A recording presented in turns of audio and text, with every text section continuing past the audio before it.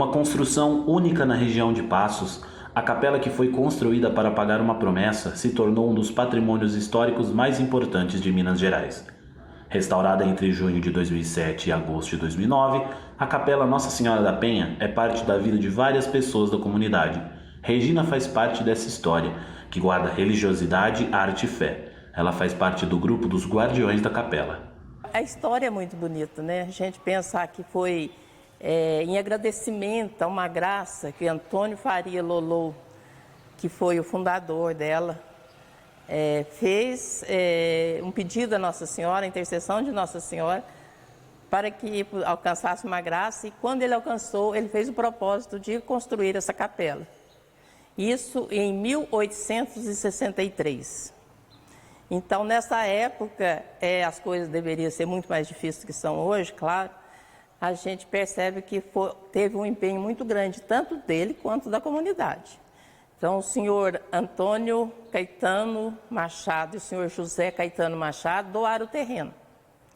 E a comunidade se mobilizou, os amigos, e foram fazendo eventos, promoções, para angariar fundos para fazer a capela.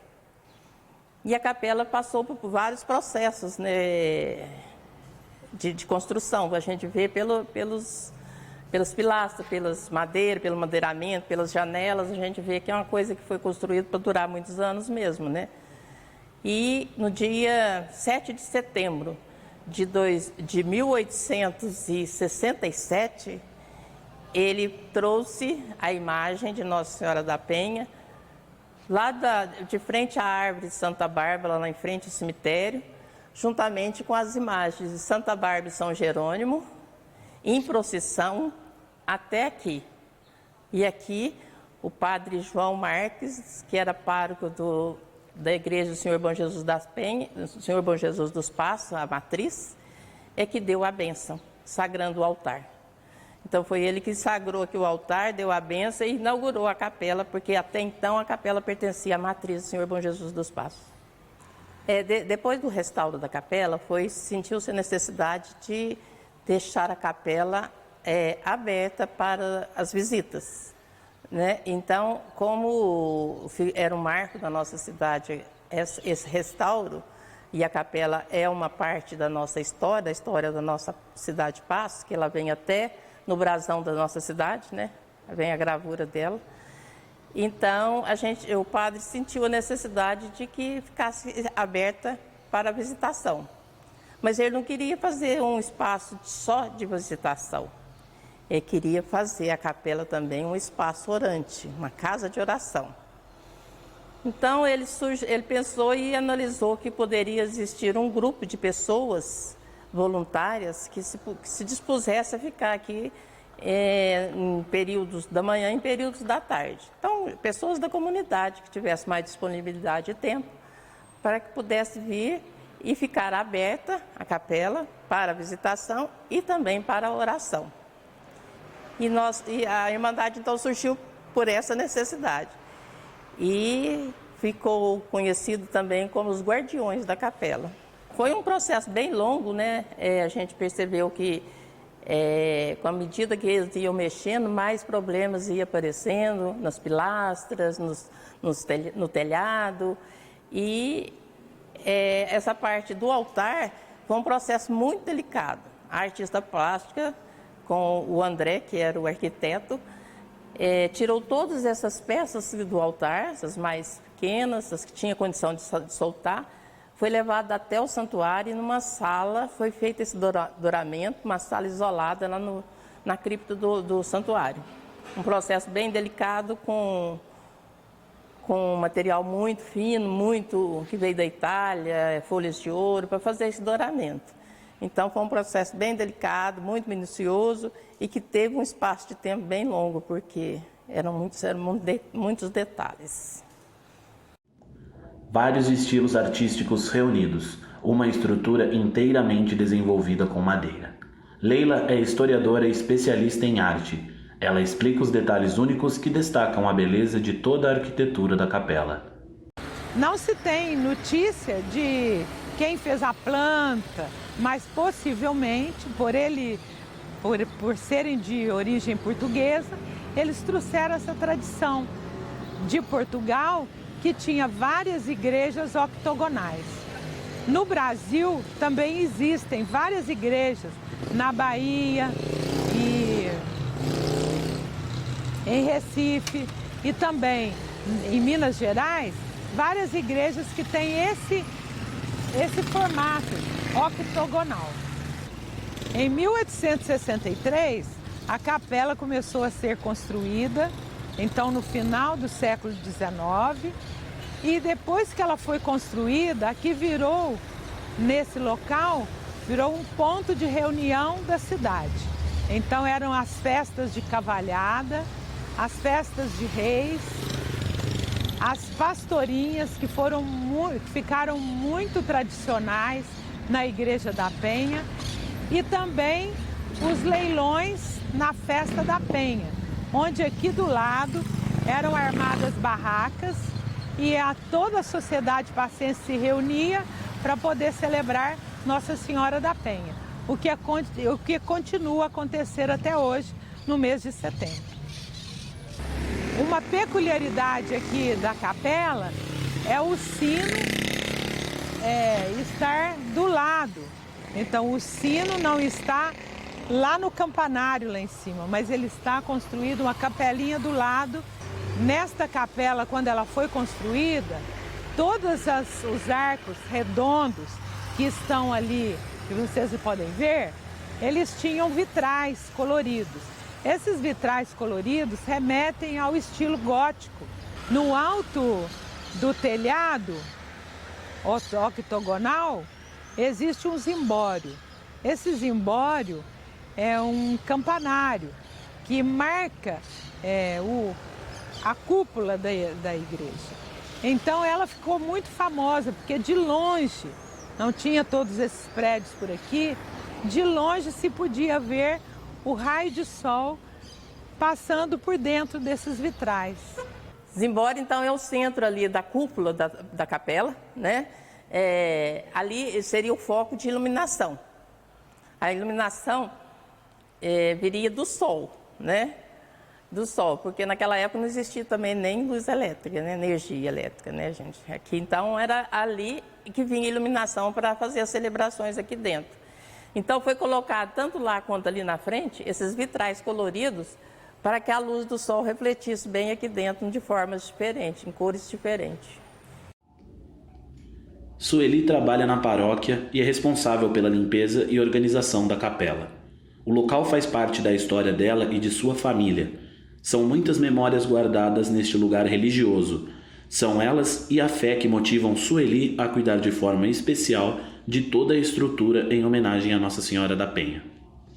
Na minha casa, a gente é 5 irmãs e todas participam da igreja, tem uma caminhada, né, juntamente com a minha mãe que deu essa força.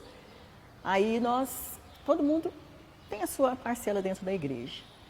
É catequista, a outra era ministra, né? E nessa época, eu participava da equipe de liturgia. Aí, em um desses momentos, eu falei, Padre Cláudio, vamos organizar uma missa África, dia 20 de novembro. Ele falou, pode preparar que a gente faz. E ele gostava muito, que onde ele morava, tem, né? Aí ele ajudou nós a preparar, sentou com a gente, preparou e falou pra gente assim, vocês ficam à vontade de preparar a realidade de vocês. Porque cada um tem a sua realidade, né? Cada paróquia, cada comunidade, cada cidade.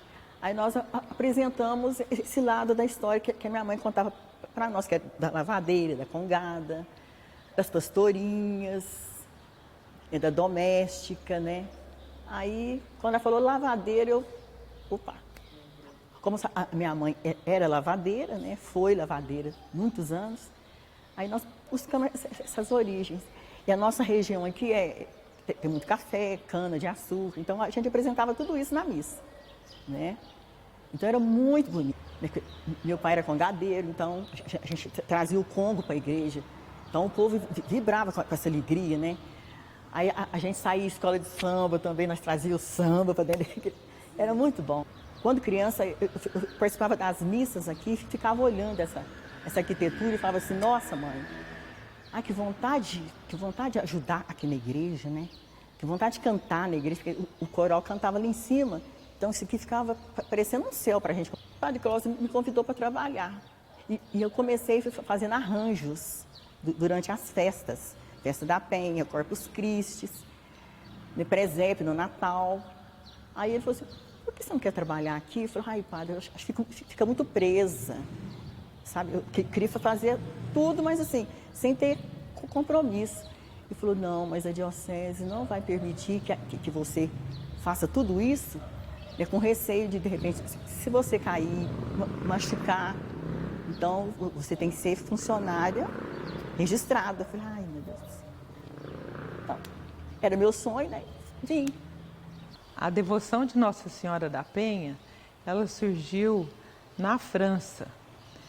Nossa Senhora da Penha significa no penhasco, na serra.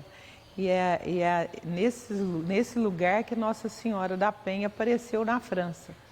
Essa devoção foi levada para Portugal e de Portugal trazida para o Brasil no período colonial.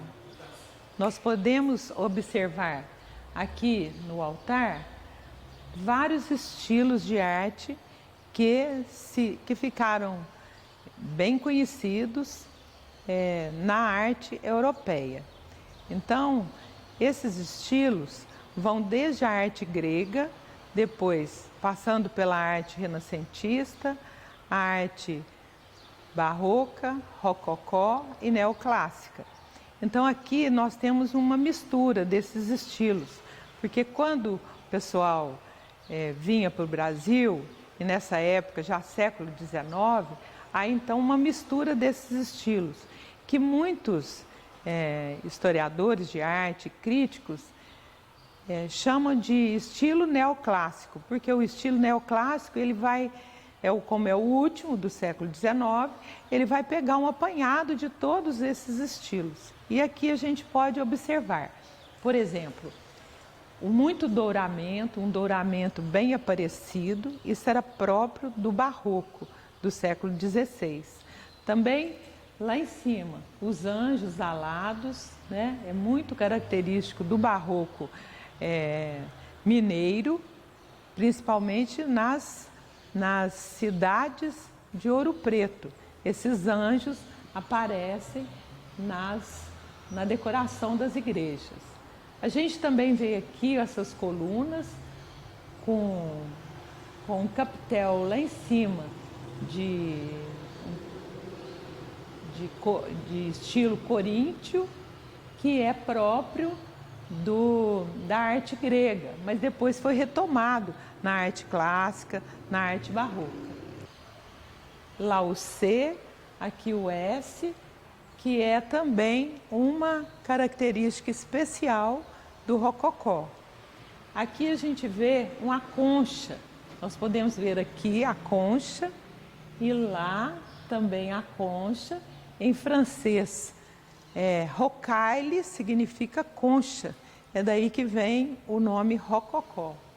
Então nós vemos que aqui nesse altar nós temos essas várias características desses estilos que o artista que idealizou foi pegando esses modelos de arte, esses estilos e foi copiando aqui para decorar o altar.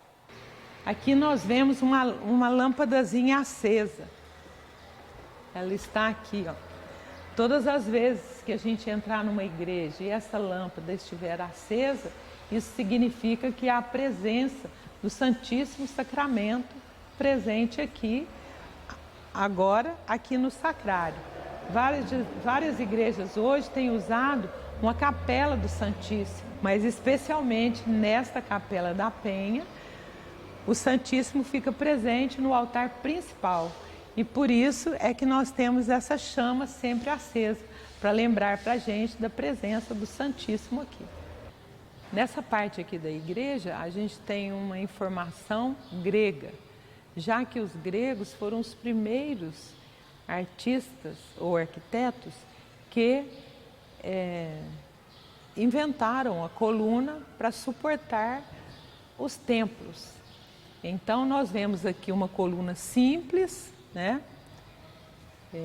a mais rudimentar, construída pelos gregos, e que aqui, possivelmente, essas colunas têm um objetivo de suportar esses arcos redondos, que também são influência grega na arquitetura, que estão aí acima, subindo, formando esse octogonal. Em cada coluna dessas, nós vamos ver as passagens da Via Sacra. São 15 estações, contando a paixão e morte e ressurreição de Cristo. Enquanto os gregos faziam essas colunas, esses balaústres de mármore, aqui nós vemos tudo feito na madeira. Então nós não temos um trabalho de pedra, nem de mármore, mas sim de madeira em toda a extensão, em todo o arco redondo, aqui no teto e até no zimbório. Adriana é a presidente do Conselho Municipal do Patrimônio Cultural de Passos.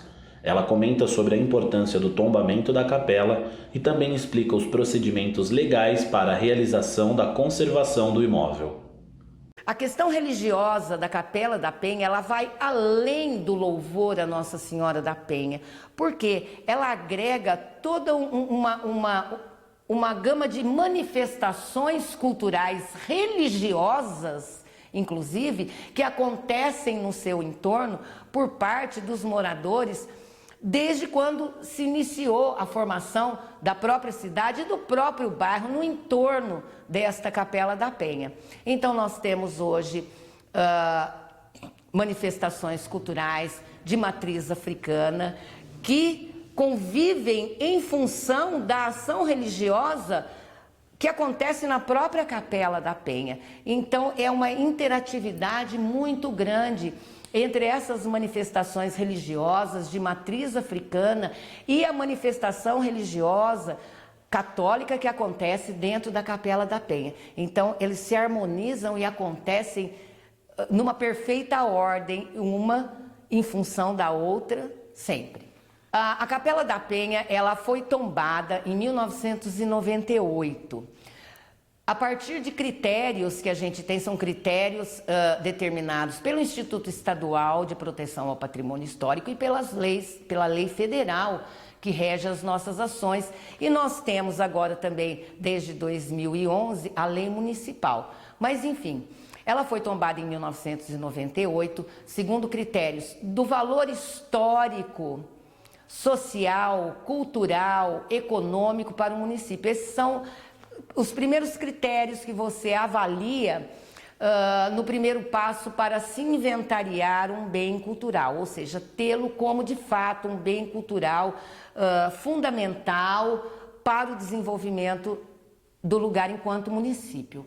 A nossa capela tem isso, então ela foi tombada, ela tem toda uma característica arquitetônica diferenciada. A questão do porquê, né, a parte histórica, como eu já expliquei anteriormente, né, essa importância histórica é um outro critério a ser avaliado. Enfim, depois que ela contempla todos esses critérios, ela sai do inventário, que é o primeiro passo, e a gente faz o tombamento. O tombamento é um instrumento legal de proteção que se faz aos bens imóveis, né? Porque os bens imateriais, que são os fazeres, os saberes, a proteção, o nome é o registro. São proteções legais, a gente apenas tem uma denominação diferente para cada um. Então, a Capela da Penha foi tombada em 1998 pelo Conselho Municipal do Patrimônio Cultural. E a partir do momento que ela é inventariada e posteriormente tombada, ela tem todas as ações de proteção previstas em lei, com diretrizes determinadas pelo Conselho do Patrimônio Cultural. A partir de 2013, nós tivemos a instituição do Fundo Municipal de Proteção ao Patrimônio Cultural, que veio junto com a nossa Lei 2880 de 2011. O fundo começou a funcionar em 2013 Nesse fundo são alocados recursos recebidos do ICMS Cultural, através da Fundação João Pinheiro, com uma documentação que é entregue anualmente ao IEFA, que faz uma análise, emite uma pontuação ao município. Esta pontuação é encaminhada à Fundação João Pinheiro, que transforma essa pontuação em repasses de ICMS cultural através da Lei Robin Hood, e elas vão para esse fundo. Este fundo, estes recursos, eles são utilizados essencialmente na preservação dos bens culturais tombados, registrados e inventariados do município.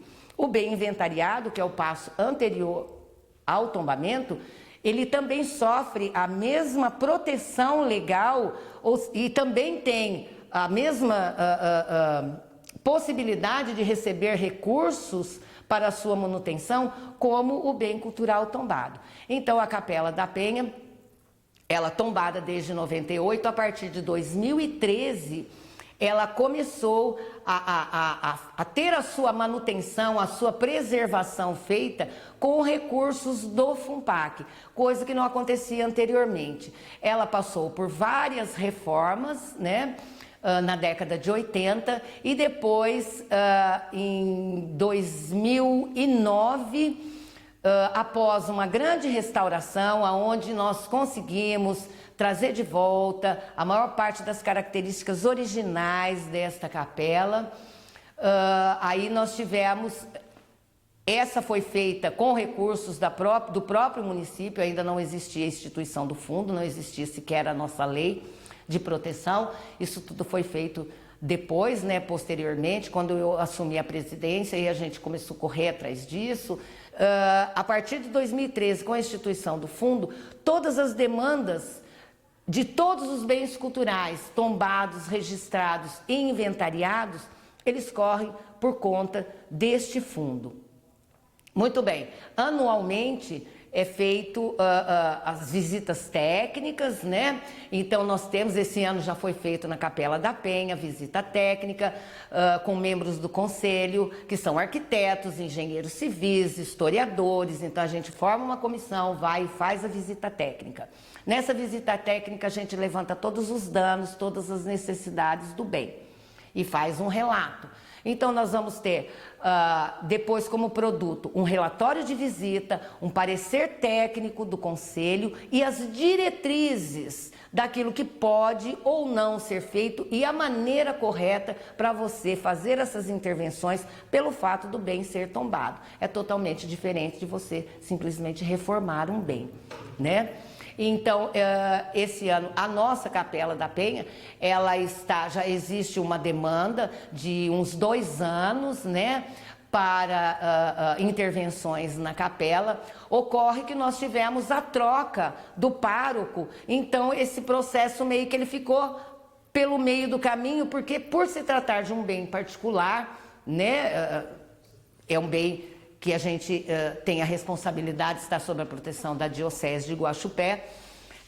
Então, dentro dos trâmites legais para a preservação do bem, entra também a ação do responsável pelo bem, no caso a Diocese de Guaxupé, aonde, através deles, a gente precisa que eles coloquem para a gente, a partir das nossas diretrizes, eles elaborem o projeto de intervenção, seguido dos orçamentos, né, dos memoriais descritivos, para que isso seja analisado, aprovado pelo conselho. Isso vai ser incluso no plano de ações, e isso imediatamente é autorizado pelo conselho e encaminhado para os trâmites legais dentro da prefeitura e dentro do próprio sistema ao qual o bem está ligado.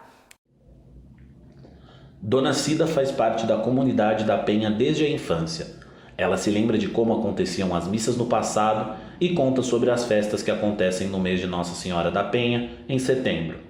Comenta também sobre a emoção de presenciar a restauração da capela, que aconteceu na época em que o pároco responsável pela paróquia era o padre Francisco Clovis Neri. A minha vida aqui, quando eu era assim criança, era uma coisa, era muito feliz, porque Minha mãe tratava a gente muito bem. Época de festa, ela trazia a gente para cá. Em 56, ela trazia a gente vinha com ela fazia a gente vir. Às vezes a gente não queria vir, ela falava, vamos rezar. Trazia a gente para rezar, a gente rezava. Tinha a reza que era a coisa mais linda do mundo, não era missa. Não era missa assim, igual hoje, começa um instantinho e termina. Era uma coisa assim, mais linda do mundo que tinha. O padre dava aquele sermão e a gente até ficava parada de ver. Nessa época eu tinha 6 anos, 7 anos, e eu lembro direitinho. Não tinha barraca, não existia barraca, tinha coreto. 2 casinhas, uma era do leilão, outra era dos músicos. Aí vinha a banda do Itaú para tocar aqui, época de festa. A restauração daqui me significou uma coisa muito importante. Eu senti que essa igreja não podia acabar, que ela tinha que conservar no lugar que ela estava. A restauração dela me emocionou muito, porque do jeito que ela estava caindo, eu não esperava de ver ela do jeito que ela está hoje, toda restaurada. Por quê? Porque essa igreja não podia acabar. Quem deu da criancinha, eu lembro dela, que era tudo de terra, não tinha calçamento, não tinha luz, era tudo escuro. Tirar a época de festa, não tinha água aqui, aí todo mundo vinha com as latas d'água na cabeça para lavar a igreja para poder fazer a festa. A minha mãe frequentava direito, depois Deus tirou minha mãe, a gente continuou frequentando, meus filhos continuam frequentando, meus netos, né? Minhas vizinhetas que moravam em Franca veio para cá, frequenta aqui, e tudo foi batizado no santuário, Santuário Nossa Senhora da Penha. E meu tataraneto, falei, quero que ele batize aqui também, foi batizado no santuário. Eu fui convidada para fazer uma apresentação aqui em Nossa Senhora da Penha, da lavadeira do Morro do Açude. E nessa época que eu lavava roupa lá, eu tinha só 2 vestidos de saco, um tingido de azul, um branco que a minha mãe bordou nos bolsinhos dele. Então a gente ia todo dia lavar roupa lá. E subia com a bacia de roupa na cabeça no morro. Aí meus filhos iam para esperar a roupa secar, para as vacas não comer as roupas, que as roupas não era minha, eu pegava para lavar, para manter as necessidades dentro de casa. Aí eu fui convidada para fazer essa apresentação, eu fiz, mas só que eu não trouxe roupa, mala de roupa. Aí a minha vida já tinha consertado, eu não estava do jeito que eu era mais, meus filhos tudo criado, não tinha necessidade de eu trazer roupa. Eu comprei um edredom, um buquê de rosa, marrei, subi a rampa, já escorava já de bengala, já que eu tenho artrose no joelho, subi sem segurar, com a mala na cabeça e fiz a apresentação. Coloquei nos pés da Nossa Senhora para agradecer o que ela fez por mim. O padre celebrava, às vezes, as missas afrodescendentes, com participação de outras instituições também, congado, folia de reis, as pastorinhas, que tudo isso é folclórico aqui da nossa região, da nossa comunidade. E também as missas sertanejas, onde os agricultores traziam seus produtos e agradeciam a Deus pela sua colheita. As pastorinhas é um grupo de meninas, de moças, que fazem apresentações de músicas na época do Natal. É um grupo que já tem mais de 100 anos aqui em Passos. E justamente aqui na capela que ela nasceu. Então são jovens que se preparam e fazem apresentações após as missas no período de 25 de dezembro a 6 de janeiro. A fé, gente, acho que sem fé, não sei o que seria de mim. A fé é fundamental, né, gente? Eu vejo a fé, eu estar viva, eu estar respirando, eu ser feliz, sabe? E eu descobri Jesus Cristo pela fé, né? Então, esse Jesus que eu aprendi a conhecer, ele é maravilhoso, ele é tudo de bom. Ai, eu fico até emocionada.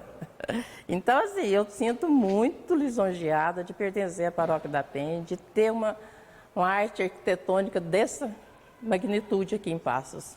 Para nós, para mim, é um orgulho. E saber que Nossa Senhora daqui do alto está olhando para a nossa cidade inteira.